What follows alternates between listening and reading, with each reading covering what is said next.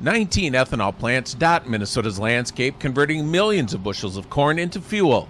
Minnesota motorists have burned the fuel for years, and in recent years, ethanol has become increasingly valued as an export item.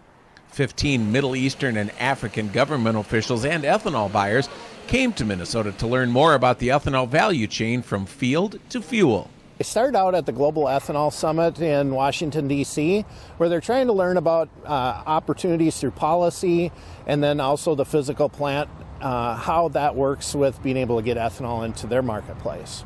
Ethanol has been the fastest growing U.S. agricultural export for the last 10 years, according to the U.S. Department of Agriculture's Foreign Agricultural Service. In 2018, U.S. ethanol exports totaled more than 1.7 billion gallons, equal to about 609 million bushels of corn, valued at $2.7 billion. Much of the demand came from oil-producing regions like the Middle East. We had the Paris Climate Accord. That's really driven a lot of these countries to meet the climate mandates. And one of the easiest ways to reach that is through ethanol. Helps reduce greenhouse gas emissions, and that was one of the quickest ways they can meet the goals. The delegation visited the Quick Trip blending facility near Rochester.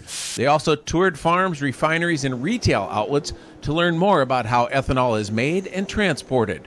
Yeah, it will be interesting for them to see all the value chain from corn to the ethanol for this delegation, and to understand very well how ethanol is produced, how it's blended, and how it will use it for the engine and for the cars. From Minnesota corn standpoint and national corn, we've set new records in ethanol exports over the past 3 years, and we can continue to see that being driven by mandates to reduce petroleum use. And so as we see mid-level ethanol blends continue to grow, we see more ethanol exports.